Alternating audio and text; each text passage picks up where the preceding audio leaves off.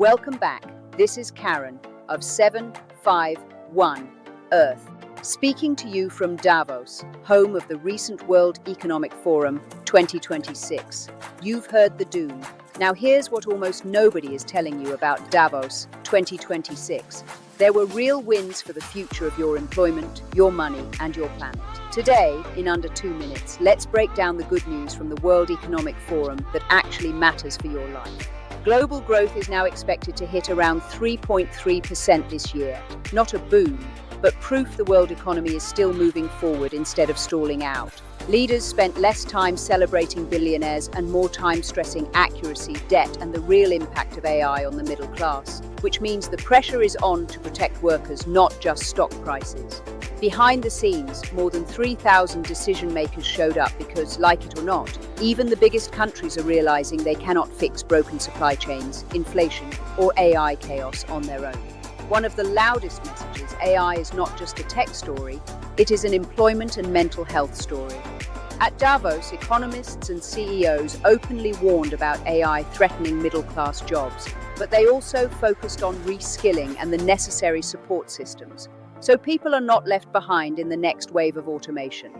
Mental health, usually an afterthought, was given its own stage. Leaders and innovators talked about how constant disruption, gig work, and online pressure are reshaping how we see ourselves and how support needs to scale with that. In other words, your anxiety is no longer just your problem. It is officially a priority in global economic planning.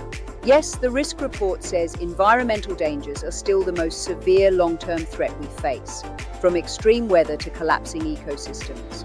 But that's exactly why climate scientists and business leaders use Davos to hammer one big point.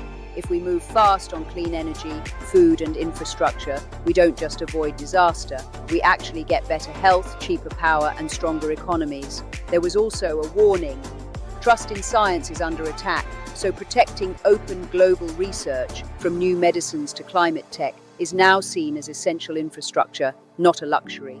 So what did Davos 2026 really prove? That we live in a messy, multipolar world, but when leaders finally talk honestly about risks, AI, debt, mental health, climate, they also unlock real chances to fix them together.